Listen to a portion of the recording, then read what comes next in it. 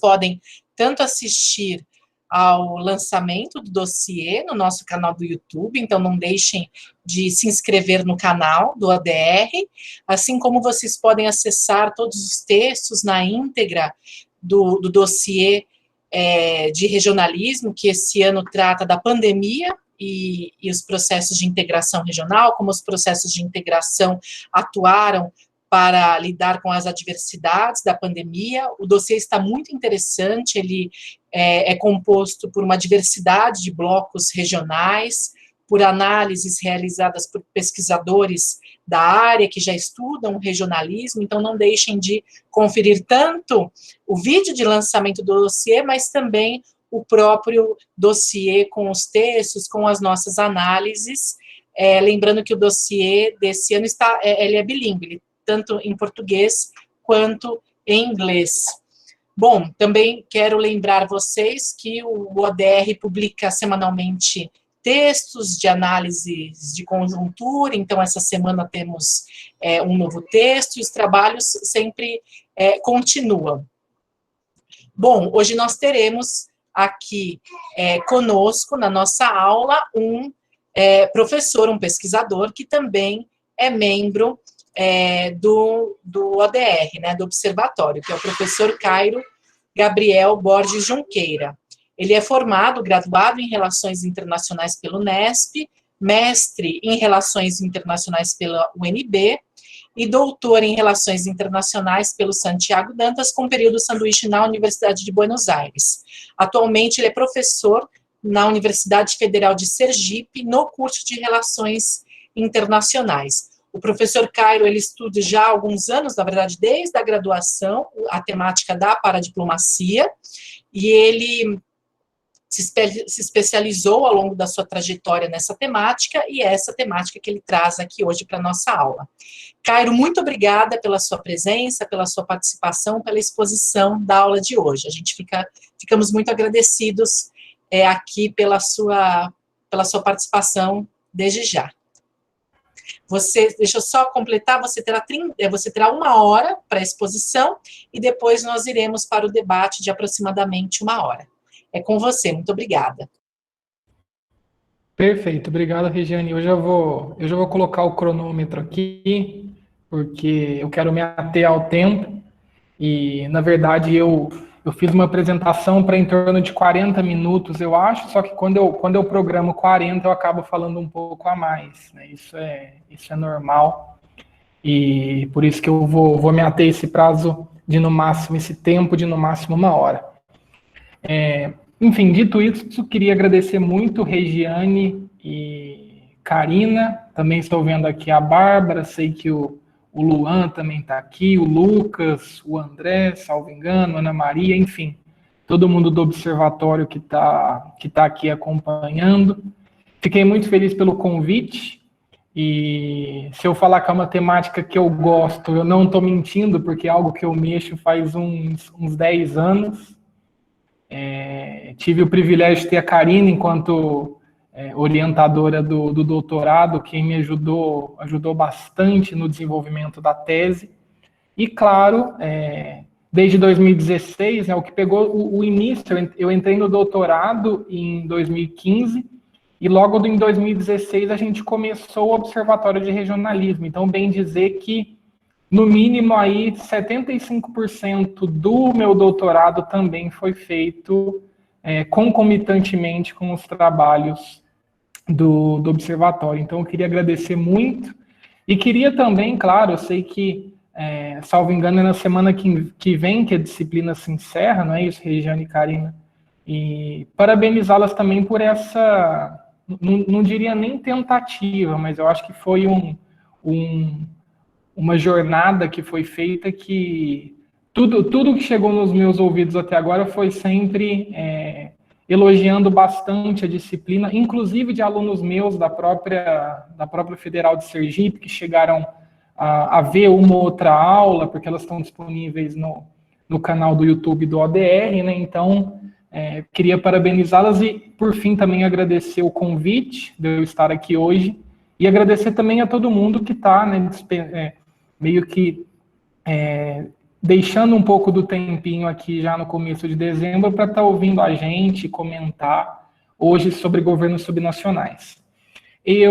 Sem mais delongas, eu fiz alguns slides, porque eu acho que os slides, por vezes, nas apresentações online, eles deixam as coisas um pouco mais dinâmicas, então eu vou projetar aqui os slides, e daí eu só vou pedir para vocês darem o ok, para ver se vocês estão... Já começamos a ver.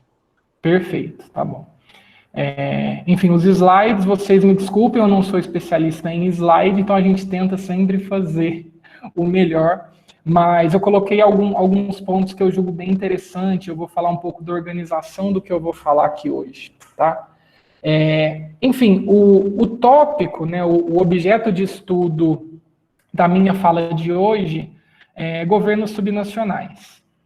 E eu sei que nós estamos aqui em cerca de 50 pessoas, então eu acredito, e pelo que a Regiane tinha comentado comigo, temos aqui os mais diversos possíveis níveis de formação, né? Então, o intuito aqui não é fazer uma fala que seja extremamente específica, né?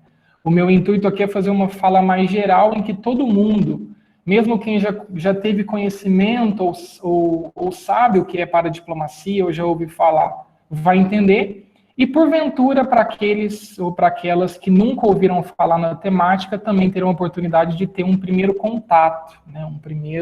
Uma primeira noção do que se trata os governos subnacionais e como que os governos subnacionais, eles são os geradores, né, se é que eu posso chamar assim, eles são, a partir do momento em que os governos viram atores subnacionais, né, aí sim a gente tem um fenômeno e o conceito conhecido por paradiplomacia na área de relações internacionais.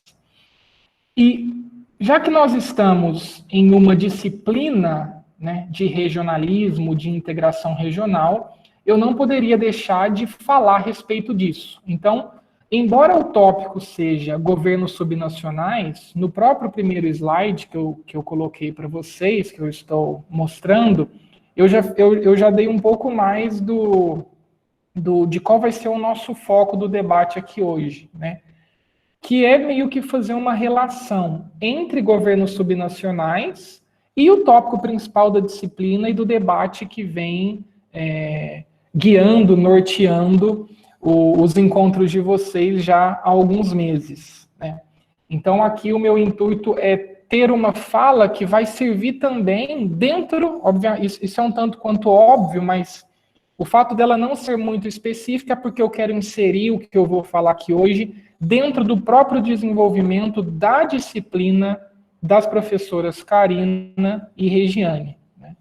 Então, quando eu vou falar, por exemplo, sobre o movimento de criação da rede Mercocidades no Mercosul no início da década de 90, a gente tem que lembrar da questão do regionalismo aberto, de como que a configuração política se dava, e se eu não estiver enganado, acho que eu tenho certeza que tópicos como esse foram abordados na disciplina, né?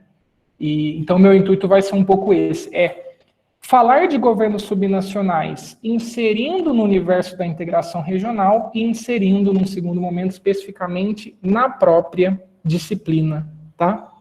Por isso que o título é Governos Subnacionais e Suas Dinâmicas Regionais, o caso do Mercosul. E como vai ser, então? A minha apresentação aqui hoje, gente, ela vai se dividir em quatro etapas principais, né? Primeiro, a gente vai tentar entender brevemente aqui o que são governos subnacionais, né? Essa palavra subnacional, né, que vem de nação, que vem de Estado-nação e representa alguma coisa que está dentro do Estado. É importante que a gente deixe as coisas um pouco mais claras nesse sentido. Em um segundo momento, eu vou falar dessa relação em que um governo subnacional, ele passa a ser também um ator subnacional, né? E sendo um ator internacional, aí nós falamos do fenômeno da paradiplomacia em si. E depois, num terceiro momento, penúltimo momento, eu vou falar de como essa paradiplomacia, essa internacionalização subnacional, ela traz aspectos práticos que a gente pode ver no nosso dia a dia e no modo do fazer a política, digamos assim, mas também ela tem um debate teórico, conceitual muito forte, que eu também vou especificar para vocês, né? E daí, sim, no último tópico, no final, né, aí eu vou entrar bem no fim da minha fala, eu vou falar um pouco sobre pesquisas que envolveram um pouco mais a minha tese, que, como eu disse, eu tive a orientação da professora Karina, que está aqui. Então, eu vou apresentar um pouco do que eu fiz, assim, quais foram meus objetivos, a problematização da pesquisa. Não vou me estender em demasia, porque não é o intuito aqui de fazer uma defesa ou de trabalhar muito com aspectos metodológicos, não será esse o meu intuito, mas mostrar aqui um pouco dos achados da pesquisa. Então, é sempre bom ter essas oportunidades, igual a aula de hoje, para eu mostrar aqui para vocês, depois de 4 anos de pesquisa de doutorado, quais foram os meus achados, o que eu encontrei, o que eu tirei de novo da pesquisa em si, né? Então, basicamente, serão esses quatro tópicos, tá, gente? O que eu falarei aqui hoje. Na verdade, já estou aqui falando. O primeiro, né, vamos para as questões iniciais do debate em si. A gente tem que ter uma diferenciação quando a gente vai visualizar e, num segundo momento, conceitualizar o que seriam governos subnacionais e o que seriam atores subnacionais. Se a gente está falando digamos assim, no dia a dia, sem muita precisão conceitual e tal, não precisa ser realizada essa diferenciação. Mas de um ponto de vista acadêmico, analítico e científico, é necessário com que a gente saiba distinguir o que é de fato um governo subnacional e o que é de fato um ator subnacional. E para começar o debate, eu falaria que todo ator subnacional é um governo subnacional, mas nem todo governo subnacional é um ator subnacional.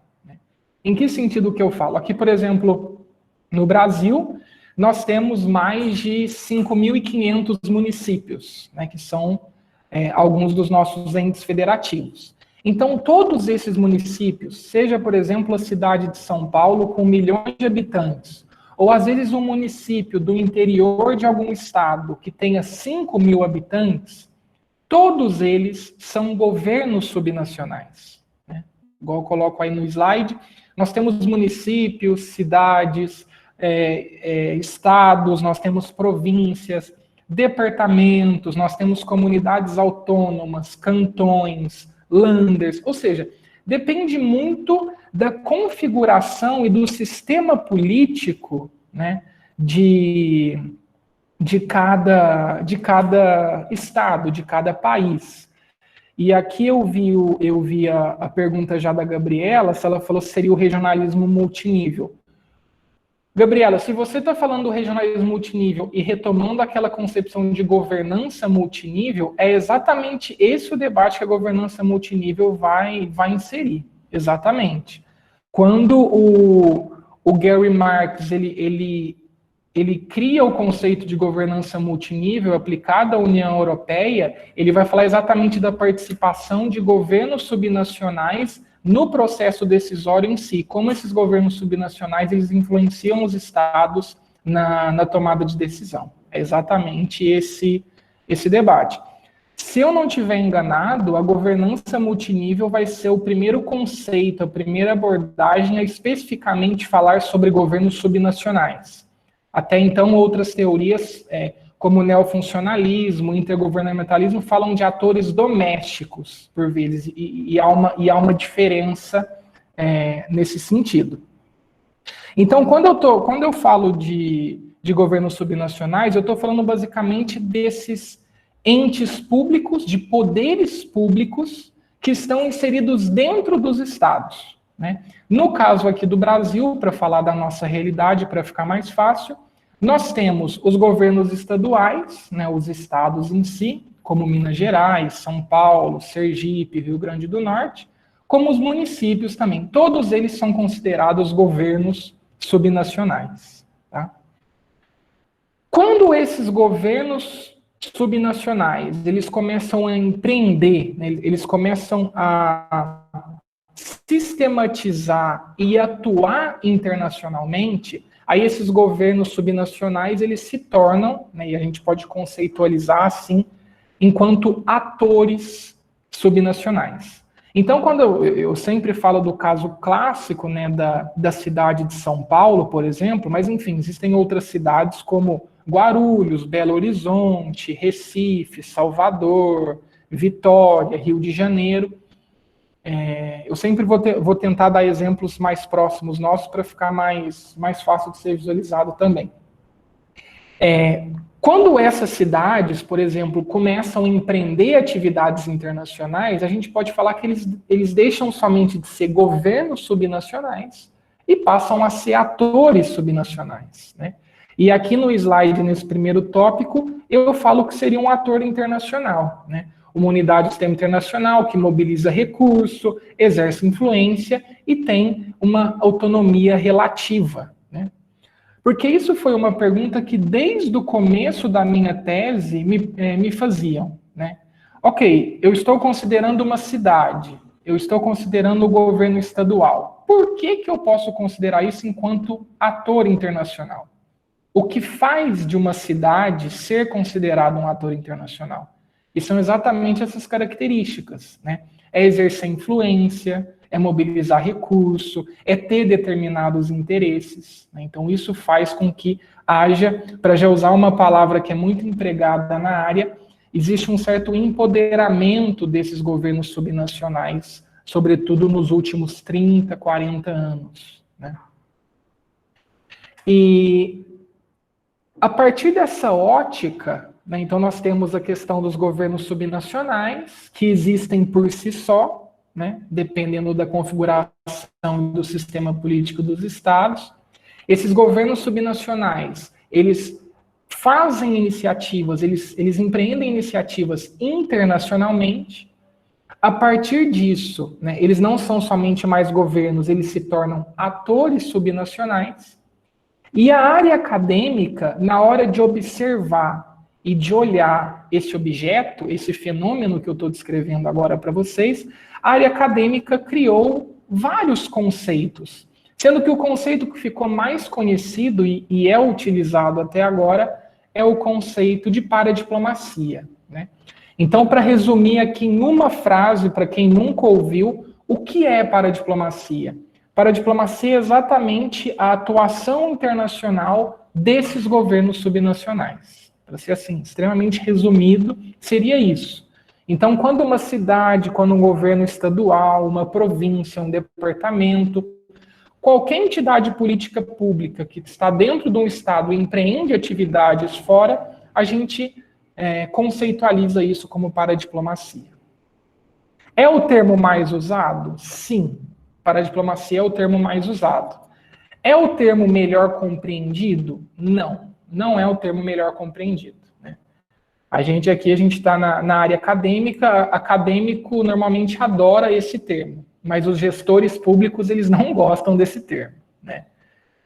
Por causa do prefixo para, né, que dá uma ideia, por exemplo, de paramilitar. Quando a gente fala em paramilitar, dá uma ideia de algo ilegal, né, algo que está ocorrendo paralelamente à legalidade do Estado.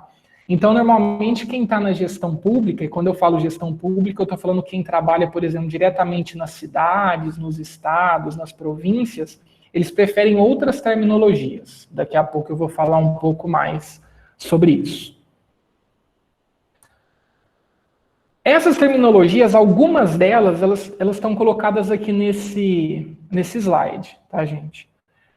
Eu não vou falar uma por uma, porque, na verdade, eu nem sei quantos sinônimos ou terminologias semelhantes existem para a paradiplomacia. Eu não vou dizer que é uma infinidade, porque tem um número limitado, mas eu posso dizer que deve ter em torno de 30 ou 40 expressões que vão simbolizar essa mesma ideia, né? Eu fiz um trabalho em 2017, inclusive é um artigo que está publicado na BIB, que é a revista de informação, revista brasileira de informação bibliográfica. E eu fiz um apanhado, meio que uma revisão bibliográfica propriamente dita, pegando e fazendo meio que um apanhado de quais eram os sinônimos e quais são as expressões que podem ser utilizadas além da própria paradiplomacia. E algumas delas eu coloquei nesse quadro, que são as referências mais clássicas, né? Então, esses nomes, como estão colocados aí, o Dukasek, Soldatos, o Kincaid, o Lecors, o Keating, esses daí são meio que, para usar uma expressão bem entre aspas aqui, mas eles são meio que os fundadores, os founding fathers da paradiplomacia, foi quem começou a falar sobre isso, ali no final da década de 80, década de 90 em si. E depois começou a ocorrer, a partir dos anos 2000, eu vou dizer que os trabalhos sobre paradiplomacia se multiplicaram bastante, né? E aqui no Brasil, especificamente, eu tenho que destacar, a Karina com certeza vai lembrar, porque ela participou, eu não sei se a Regiane participou, mas aqueles trabalhos coordenados pelo professor Tulo, né, no âmbito do SEDEC, e depois, salvo engano, no âmbito com auxílio da FAPESP, se eu não estiver enganado também. Ali no início da década de 2000, inclusive com a publicação de um livro em 2004, que se chama A Dimensão Subnacional e as Relações Internacionais. Exatamente. Então, a Regiane estava inserida nisso também. E esse livro foi um dos primeiros livros que eu tive acesso, tenho até hoje, e eu considero que no Brasil talvez seja um dos primeiros livros a tratar exatamente sobre essa temática, né? Eu estou trabalhando agora numa outra, no que poderá ser um futuro artigo.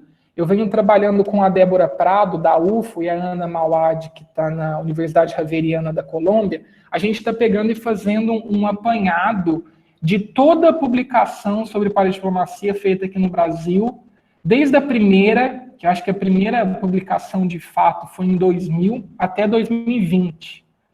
E claro que a gente tá pegando alguns dados específicos no Cielo, no Periódicos CAPES, bancos de tese e dissertação, mas já fazendo um spoiler aqui, até agora a gente conseguiu cerca de 180 ou 190 publicações a respeito falando sobre paradiplomacia, que foram publicados aqui no Brasil. Então a gente está fazendo um pouco desse recorte.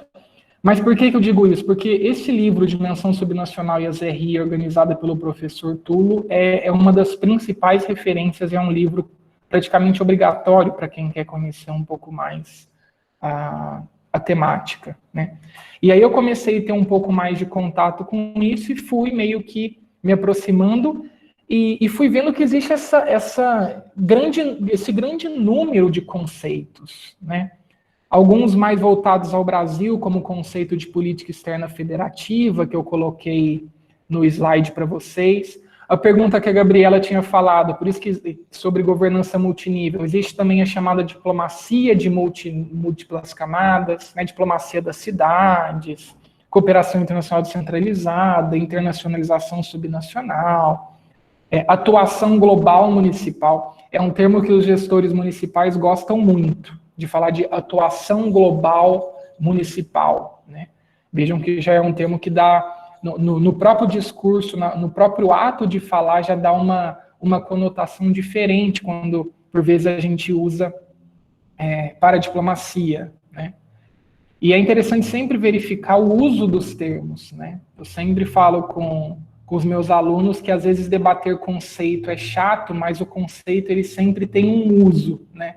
Lembrando aquela fala do Robert Cox, quando ele fala das teorias, que ele fala que a teoria é sempre feita por alguém com algum propósito. E os conceitos também, né? E eu sempre falo, por exemplo, do conceito que foi preferido pelo Itamaraty. O Itamaraty utilizava a chamada diplomacia federativa, né? Então vejam que é um conceito que o Itamaraty também resguardava para o próprio Itamaraty determinadas prerrogativas. Continuava sendo diplomacia, né? Isso é sempre interessante a gente verificar um pouco desse debate também. Mas, enfim, o debate é muito extenso, aqui eu só gostaria de pontuar outros sinônimos do que pode vir, do que é e o que pode vir a ser a paradiplomacia, ou, enfim, internacionalização subnacional de uma maneira geral.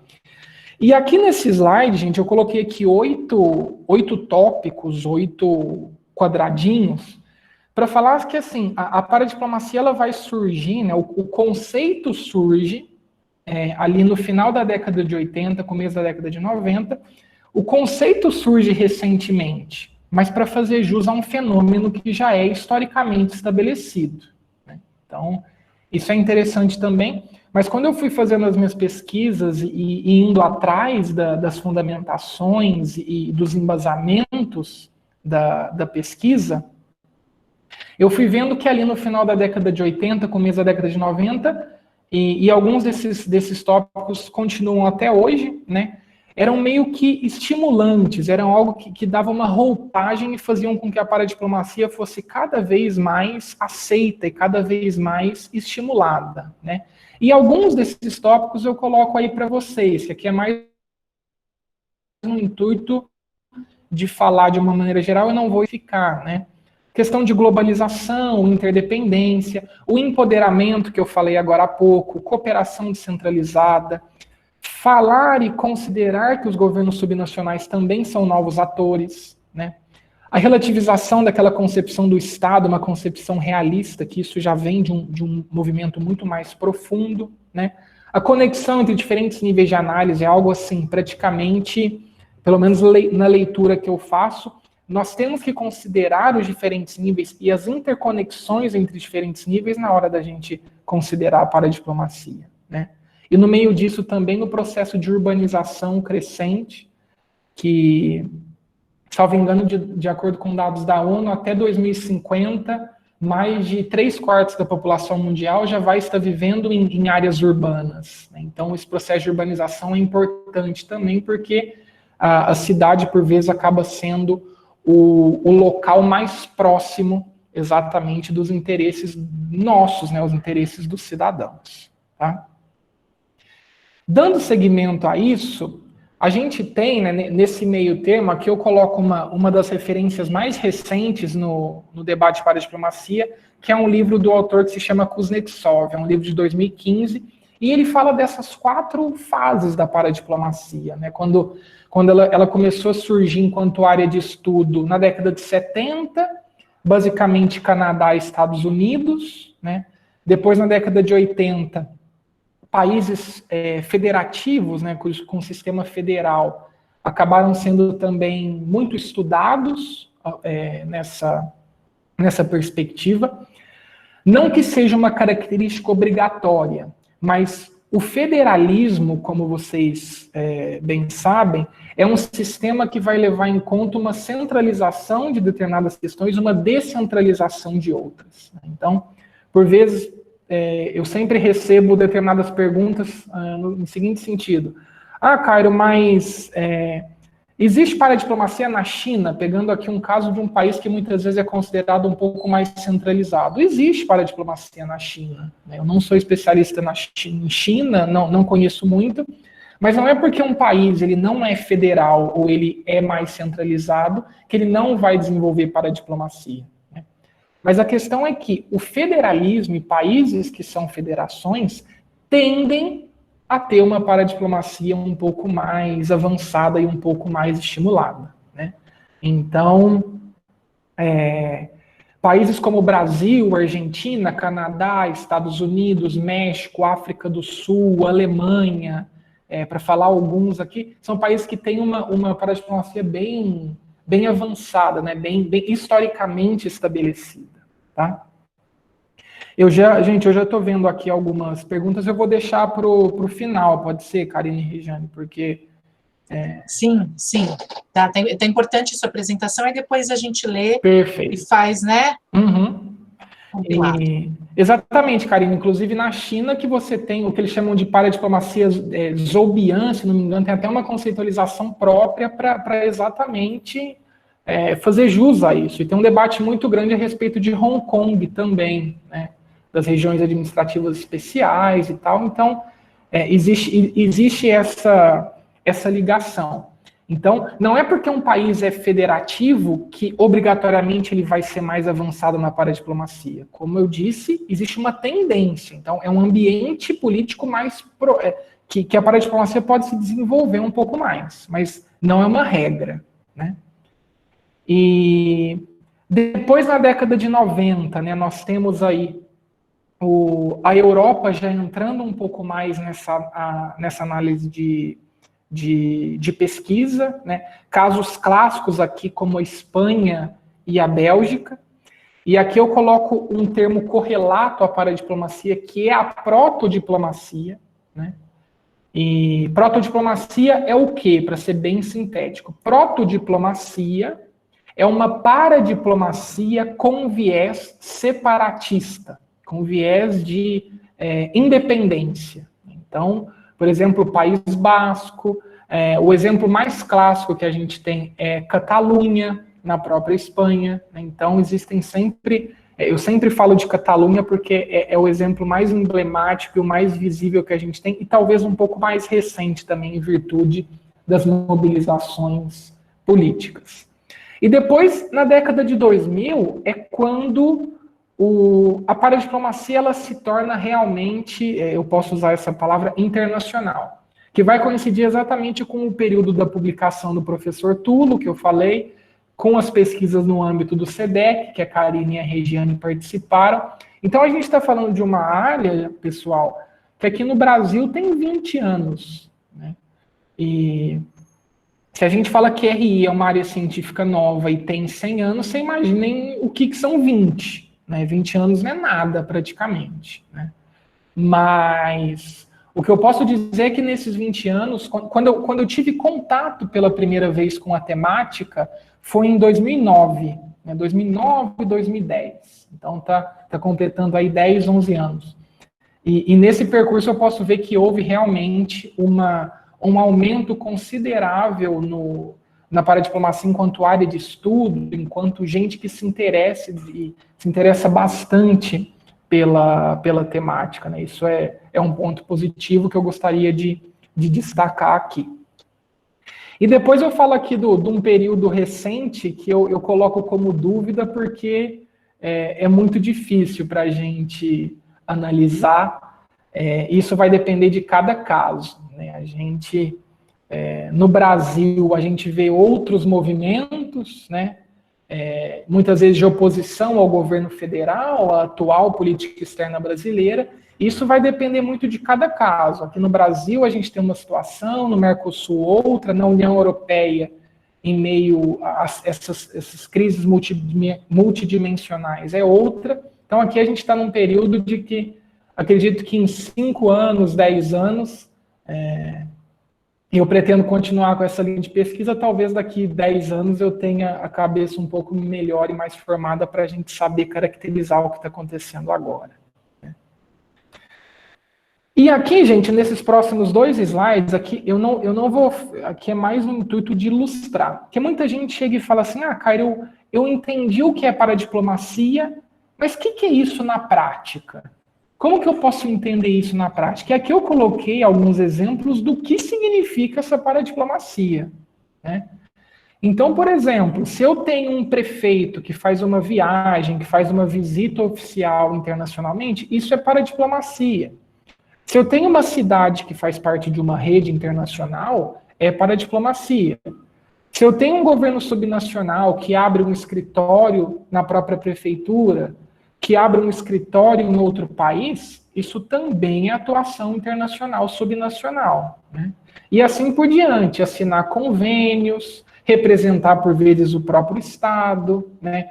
Uma coisa que é muito importante, captar recursos, atrair investimentos, né? Então, e isso, gente, varia Varia muito, assim, porque você tem, como eu disse anteriormente, você tem países, aqui eu vou pegar o caso da própria Bélgica, né? Você tem países como a Bélgica em que os representantes subnacionais, eles têm um papel direto em torno dos assuntos envolvendo a própria política externa e as diretrizes belgas em si, né? Você tem casos aqui, por exemplo, se a gente pega o caso do Brasil, isso já muda, porque no Brasil, como eu falei, você tem o Itamaraty, que é uma instância que quer centralizar um pouco mais as decisões. Ou seja, isso depende muito da realidade de cada país, né, do tamanho de cada país, da constituição de cada país. Então, é algo muito, muito, muito variável. Isso depende bastante. Mas, de uma maneira geral, estas 8 atividades aqui eu coloquei no intuito de deixar um pouco mais claro o que seria essa paradiplomacia na prática. Então, acho que isso é bem interessante, inclusive, para ser apontado. Por que eu coloco isso? Porque, normalmente, muito se fala na paradiplomacia enquanto somente captação de recursos. É uma parte disso, tá, gente? Embora seja uma parte muito, como eu diria, o que brilha os olhos de muitos prefeitos. Se você chegar para um prefeito e falar assim, olha, seria legal você ter uma secretaria de relações internacionais, porque você pode trazer recursos a fundo perdido, o prefeito ele vai rir de orelha a orelha. Né? Isso é importante? É importante. Isso faz parte? Isso faz parte. Mas uma atividade internacional de um município vai muito além disso. Né? E no final eu vou falar um pouco isso, nas pesquisas que eu fiz, às vezes eu conversava com gestores, eu conversei, por exemplo, com secretários de RI, secretárias de RI, com ex-prefeitos, ex-prefeitas, e eu perguntava, olha, na época que você estava na prefeitura, por que você quis internacionalizar? E eu recebi respostas das mais diversas, mas algumas respostas que apareceram mais vezes foi a seguinte: eu queria que meu município fosse reconhecido. Eu queria que as pessoas ouvissem o nome do município e soubessem do que se tratava. Então, em que sentido que eu falo isso? No intuito não de captar recurso, mas no intuito de fazer um marketing internacional também, de mostrar, olha, a gente está aqui, a gente participa, a gente quer fazer, né? Então, a gente não pode confundir tudo da área de paradiplomacia com captação de recursos, embora seja uma iniciativa muito importante, muito estabelecida. Né? Eu sempre falo, por exemplo, agora eu não estou, mas eu sempre falo para os meus alunos lá da Federal de Sergipe, Aracaju conseguiu muitos recursos do Banco Interamericano de Desenvolvimento. Né?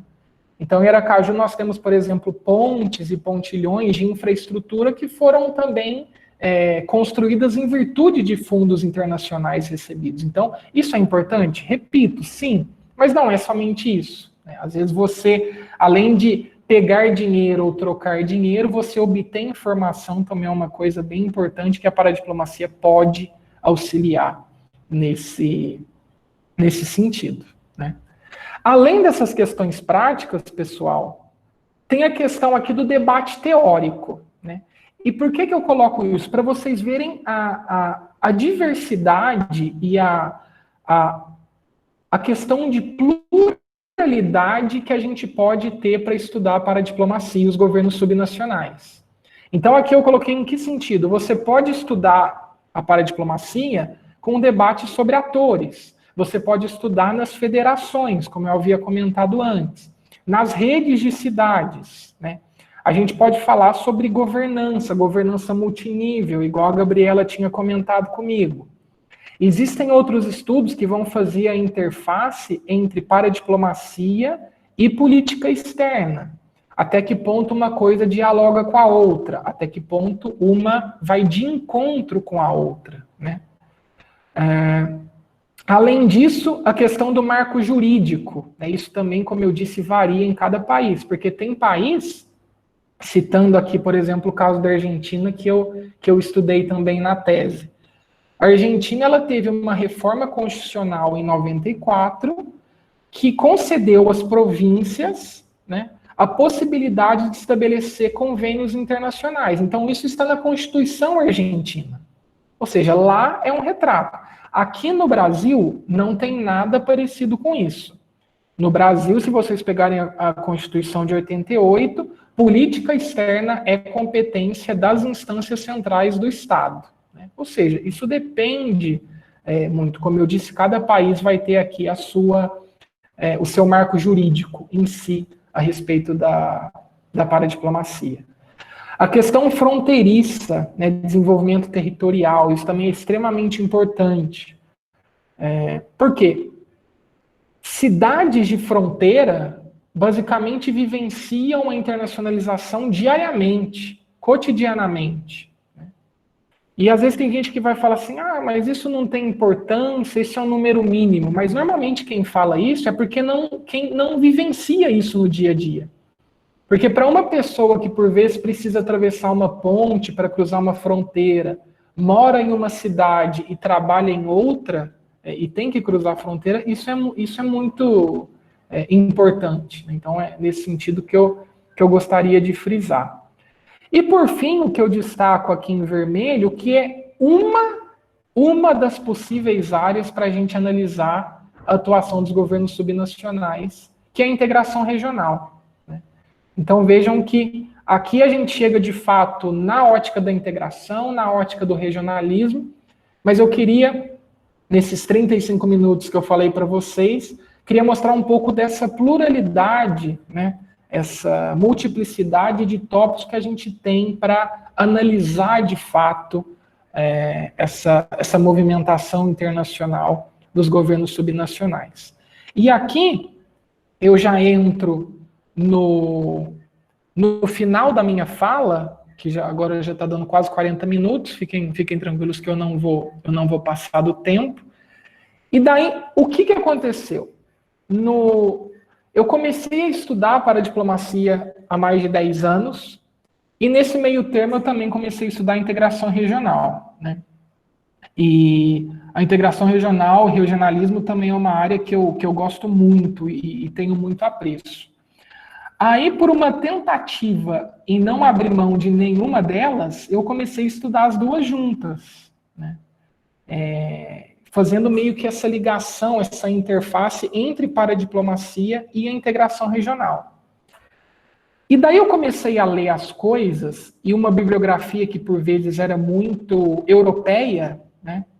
Eu não diria nem eurocêntrica em si, não é o fato para usar esse termo, mas era uma literatura de pessoas que eram ou são europeias, né? E sempre me chamava a atenção uma afirmação que eu vi em vários textos, em vários artigos que eu li, que era a seguinte afirmação: a integração regional é uma área de efetivo potencial para os governos subnacionais. E nisso sempre vinha o caso do Comitê das Regiões da União Europeia. Então falavam da União Europeia, falavam do Comitê das Regiões, né? Para quem não sabe, o Comitê das Regiões é a instituição, né? Não vou dizer nem instituição, acho que nem está nesse sentido, mas enfim, é uma agência que está dentro da estrutura da União Europeia para representar os governos subnacionais do bloco, né? E foi criado ali junto com o Tratado de Maastricht em 92, 93. Né? E daí eu comecei a pensar o seguinte, tá, mas na União Europeia isso é válido, e para cá? E para cá? Né? Por isso que eu comecei, no começo eu estava estudando União Europeia e Mercosul, e quando eu fiz o meu projeto de doutorado, e depois eu fui estudar isso com a Karina, eu foquei somente no Mercosul. E por quê? Porque ninguém estava estudando isso para a nossa realidade, era muito Europa, União Europeia, né? De fato é um processo avançado nesse sentido? De fato é. O Comitê das Regiões, embora seja somente consultivo, tem uma dinâmica muito interessante lá na União Europeia. Mas eu comecei a pensar e falar, ok, e para o nosso caso, e para o Mercosul? Foi daí que veio a tentativa de tentar entender melhor isso. E daí eu fui fazendo as pesquisas e eu vi, né, que Brasil e Argentina, os governos subnacionais brasileiros e argentinos eram aqueles que tinham uma maior eficácia, uma maior eficiência, um maior número de ações. Então eu acabei focando em governos subnacionais do Brasil e da Argentina, que tinham, claro, uma atuação internacional direta ou indiretamente relacionada ao Mercosul. E assim eu fui fazendo meio que o meu desenho de pesquisa. E na hora que eu fui analisar, pessoal, eu analisei essas 3 instituições de representação subnacional, né? Para quem nunca ouviu falar, Mercocidades, a REMI e o FCCR, né? O que é isso? São, em determinados casos, foram as instituições, as estruturas criadas no âmbito do Mercosul, né, em virtude do Mercosul, para que os governos subnacionais da região tivessem um lugar de fala, um lugar de diálogo, né? Então, igual, por exemplo, o Mercosul, a gente sabe, é um âmbito de lugar de fala e de diálogo entre governos centrais, as Mercocidades seriam uma instituição e um âmbito de fala para os governos subnacionais, tá? E a REMI também, e o Fórum Consultivo também. Aí eu coloquei um gráfico, gente, só para vocês verem, hoje as Mercocidades, que são a rede de cidades do Mercosul, ela tem mais de 350 governos subnacionais, mais de 350 municípios que fazem parte da rede, né? É a maior rede de cidade aqui da América do Sul, e esse gráfico vai mostrar como que isso foi aumentando.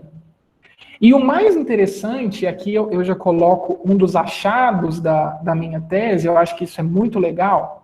Por quê? No início, nos primeiros 5 anos da década de 90, que foi aquele período que nas aulas passadas vocês estudaram a respeito do regionalismo aberto, né? Um período em que as óticas de neoliberalismo estavam muito fortes e presentes aqui nos países membros do Mercosul. O que aconteceu? As Mercocidades, elas foram criadas em 95, por 11 cidades, pelo interesse de 11 prefeitos. E o que é legal da gente observar? Esses 11 prefeitos, à época, eles eram de um signo político e ideológico, se é que eu posso dizer assim, diferente dos governos centrais. Então, enquanto no Mercosul nós tínhamos uma dinâmica do regionalismo aberto, né, de aumentar a parceria com terceiros, de ter uma integração comercial, as Mercocidades surgiram como um movimento de contestação a essa ótica. Isso que é interessante. E isso se diferencia em muito do contexto em que o Comitê das Regiões estava sendo criado na União Europeia, que foi exatamente nesse período. Aí eu comecei a pensar o seguinte: isso vai diferenciar totalmente o nosso processo de um processo europeu. Porque se na União Europeia todo mundo se uniu para conversar, aqui não foi assim. Aqui foi um movimento de contestação. E se a gente utilizar determinadas análises, se a gente pegar, por exemplo, dependência de trajetória, análise institucional histórica, a gente vai ver que, por vezes, o que acontece lá atrás vai refletir exatamente nos dias de hoje. Então, isso foi um dos achados que eu achei bem interessante. Por que isso é importante, gente? Porque as Mercocidades, elas existem hoje, elas são atuantes hoje, né? Depois, se alguém tiver interesse, é só colocar Mercocidades no Google, eles têm um site oficial que continua bem atualizado, né? As Mercocidades, elas surgem em virtude do Mercosul, mas elas não estão inseridas na estrutura organizacional do Mercosul. Isso é importante? Isso é muito importante, né? Porque isso vai impactar diretamente na legitimidade da instituição e, ao mesmo tempo, na autonomia da instituição, que é um debate que eu estudei isso por 4 anos e até hoje eu não sei direito como que é, porque o fato das Mercocidades estarem fora aumenta a autonomia, mas por vezes diminui a legitimidade. A gente está aí meio que num paradoxo para entender esse processo, né? Nesse próximo slide, eu gosto desse mapa que está colocado no site das Mercocidades, porque mostram, não é somente nos países, as cidades dos países membros do Mercosul que compõem a rede, tá? são cidades, salvo engano, de 10 países aqui da nossa região, e esses números aí mostram onde estão mais localizados, né, mais inseridos. E é um mapa também que incorre em várias observações. No caso aqui do Brasil, nós temos muitas cidades do sul e do sudeste inseridas na rede, mas as outras regiões são poucos, né? Então isso denota um debate extenso também. Mas, enfim, à direita nós temos o quadro organizacional das mercocidades. E aqui eu queria destacar só uma coisa que eu acho importante, é o fato da rede, gente, ela tem uma burocracia própria. A rede, ela não depende de nenhum interesse dos governos centrais, né? E a sede das mercocidades está em Montevidéu, no Uruguai, né? Ela funciona lá. E lá tem uma secretaria, eles têm uma secretaria técnica. E essa secretaria que eu queria destacar por quê? Porque é a secretaria técnica que mantém a memória institucional. Isso é extremamente importante, né? O que facilitou muito a minha vida enquanto pesquisador é o fato de quando eu fui analisar as mercocidades, eu tive acesso a todos os informes anuais da secretaria desde 95. Desde 95. Com tudo, todo ano a presidência ela é rotacionada e existe sempre um informe anual do que foi feito o ano inteiro, né? Às vezes, para alguém que já precisou de uma documentação e não achou, ou num futuro, quem vai precisar e não achar, vai lembrar na hora que eu falar isso, porque é, por vezes, muito frustrante você precisar de alguma informação e ela não está disponibilizada, né? Por vezes, por critérios formais de fato necessários e, por outras vezes, por critérios simplesmente ideológicos. Mas, seguindo, além de falar isso, além das mercocidades, nós temos o Fórum Consultivo, né? E aqui eu falo temos, mas eu acho que essa é a primeira fala que eu tenho pós defesa de tese, em que eu posso falar que nós tínhamos, né? Por quê? O ano passado eu já entrei no site oficial do Mercosul e o Fórum Consultivo do Mercosul não estava escalado dentro do quadro institucional. Então eu não sei se o Fórum Consultivo ainda existe, né? E também os motivos aí seriam longos que a gente sabe sobre essas modificações dos países da região, crises políticas e mudanças institucionais no próprio Mercosul, né? Então, se alguém me perguntar, Caio, você achou isso foi uma surpresa? Na verdade, para mim não foi uma surpresa, porque ao longo da minha pesquisa, o Fórum Consultivo, ele vinha, para usar uma expressão aqui, ele vinha cambaleando, ele vinha capengando, nunca foi uma instituição robusta de fato, né? E eu consegui ver muitos mais pontos de críticas ao Fórum Consultivo do que as mercocidades, por exemplo. Para resumir, duas diferenças básicas entre as mercocidades e o Fórum Consultivo. Primeiro, mercocidades está fora do Mercosul, Fórum Consultivo está dentro, ou estava dentro, né? Mercocidade só é composta por cidades. Fórum Consultivo era composta por cidades, governos estaduais, províncias e departamentos, ou seja, outros níveis governamentais, né? E alguns desses níveis governamentais, deixa eu ver, acho que eu tirei. Estava no outro slide. Alguns desses governos subnacionais, desses níveis, são, por exemplo, esses daqui, ó. Por exemplo, que eu me lembre, deixa eu ver aqui, a Frente Nacional de Prefeitos, a Confederação Nacional de Municípios e a Associação Brasileira de Municípios, que são entidades de representação municipal e não cidades de fato, estavam presentes no próprio Fórum Consultivo. Então, você tem aí, que eu me lembre, por exemplo, o estado da Bahia. O estado da Bahia, se eu não estiver enganado, estava fazendo parte do Fórum Consultivo. Então, nós temos essa diferença também. E aqui, gente, já chegando nos finalmente, eu sei que eu tenho menos de 10 minutos, eu fui pensando em determinadas hipóteses, né? E a minha questão era saber o seguinte: o Mercosul, né, com todos os poréns, com todas as crises, com todos os problemas, né, por que essas instituições foram criadas? O que de fato estimulou? Né, o que fez com que elas fossem estabelecidas, desenvolvidas? E eu comecei a pensar em determinadas hipóteses, né? Diferença de interesses entre os governos centrais e os subnacionais, né? Diferenças entre os próprios governos subnacionais, aqui eu acho que é uma das questões fundamentais, né? Porque o que eu lia? Eu lia no seguinte sentido: toda cidade, todo governo estadual, toda província é subnacional. Então eles vão ter sempre o mesmo interesse. E é totalmente o contrário. Totalmente o contrário. Às vezes o interesse de internacionalização da cidade de São Paulo é um e a cidade do Rio de Janeiro é outro. Do estado de São Paulo é um e do estado de Minas Gerais é outro.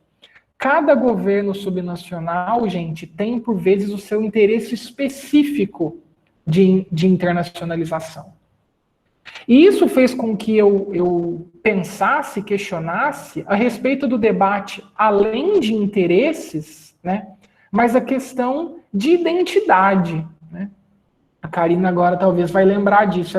Era pensar o seguinte: ok, existe uma certa identidade nesses governos subnacionais? Será que eles estão falando a mesma língua? Será que se eu chegar e conversar com alguém que trabalhou em Buenos Aires e conversar com alguém que trabalhou em Guarulhos, será que eu vou ter o mesmo tipo de resposta? Será que tem o mesmo tipo de dinâmica? Será que essas cidades elas entendem a internacionalização de um jeito similar ou por vezes idêntico? E eu fui vendo que isso se diferenciava cada vez mais, né? E o que é interessante também, gente, interesses de cidades por vezes são completamente diferentes de governos estaduais. Aqui no Brasil, por exemplo, eu fui vendo que cidades se interessam mais pelo âmbito internacional do que os governos estaduais, né? Os governos estaduais eles se interessam muito mais pelo diálogo federativo, debate fiscal, busca por recursos, do que o debate internacional de fato, né? Isso daqui, nesse que eu já tinha colocado esse slide para vocês, esses daqui são, do lado esquerdo, eu tenho as cidades e as províncias da Argentina, que eu tive contato direto e eu analisei, e do lado direito, algumas cidades e alguns estados brasileiros, né, que eu analisei.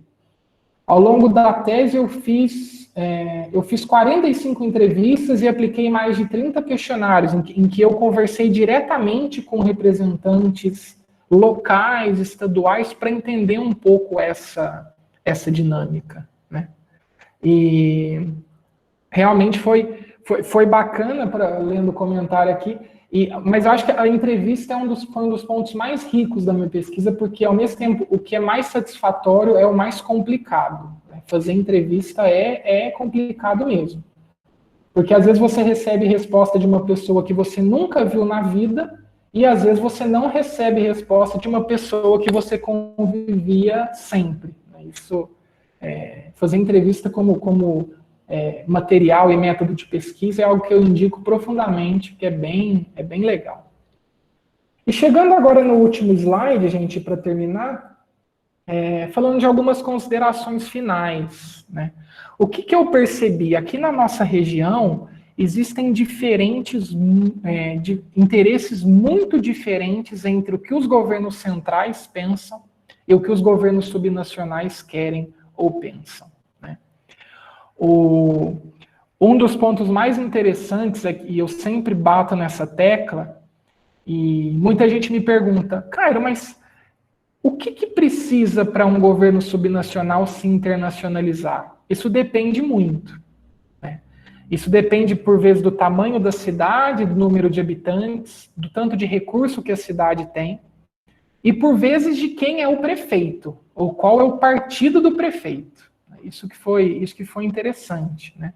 Como vocês podem ver aqui na última frase que eu coloco no slide, a partir daquilo, ok, o Mercosul ele vai interessar mais a quem, então? Se os governos subnacionais são diferentes, o Mercosul interessa para quem? Né? Para quais, melhor dizendo? Primeiro, são os municípios. Quem se interessa por esse debate são os municípios. As províncias, nem tanto. Os governos estaduais, nem tanto. Eu não vou citar nome, mas eu conversei com a então representante aqui no governo do estado de São Paulo, eu fui lá conversar com ela na época. Agora eu não lembro quem estava, eu acho que era o Alckmin que ainda estava no governo aqui do estado de São Paulo. E ela era representante internacional do estado, eu cheguei e falei, olha, e o Mercosul, o FCCR? Ela não fazia noção do que era o FCCR. Ela não sabia da existência. Então, assim, se a representante internacional do governo do estado de São Paulo não sabia o que era fórum consultivo, como que a gente espera uma participação e um interesse por parte do governo estadual nesse sentido? Eu lembro que foi algo bem marcante, assim. Porque os municípios que se interessam, e não todo município, 3 tipos de município específicos. Essa aqui é meio que o final da minha fala. As grandes cidades e as capitais, né? Os municípios com vontade política, como eu falei, às vezes é o prefeito que tem interesse, ou entra na agenda do partido específico que tem esse interesse, e por fim os municípios de fronteira. Então, esse foi o final aí da minha pesquisa para dizer o seguinte, olha, a gente não deve generalizar, o caso da União Europeia é um, o caso do Mercosul é outro, ele é sui generis, ele é específico, e a gente não pode tratar os governos subnacionais como tudo a mesma coisa dentro de um mesmo cesto, dentro de um mesmo pote. Né? Existem diferenças visíveis nesse sentido. Né? E o Mercosul, então, enquanto aquela afirmação que eu volto e finalizo a minha fala aqui, quando a gente fala que a integração regional é uma arena de efetivo potencial para os governos subnacionais, no caso do Mercosul, isso é válido somente para grandes cidades, cidades com interesse político específico ou cidades de fronteira, né? Evitando possíveis generalizações. E no mais, aqui agora deu 59 minutos, eu agradeço, deixo o meu e-mail, se alguém quiser mandar um e-mail, tiver alguma dúvida, quer saber um pouco mais, eu estou à disposição. Fico aberto agora para o debate e queria agradecer de novo. Karina, obrigado pelo convite, já fiz esse agradecimento, agora a gente tem aqui 60 pessoas, queria agradecer muito o que eu falei aqui agora também é fruto da sua orientação. E Regiane, muito obrigado também pelo convite, por estarem levando adiante essa disciplina. E Bárbara, que eu estou vendo aqui, a Bárbara eu também tenho que mencionar, porque esse ano eu trabalhei bastante com a Bárbara e por vezes enchi a paciência dela inúmeras vezes e queria agradecer também por toda a parceria. E obrigado para todo mundo que me acompanhou, fico agora à disposição.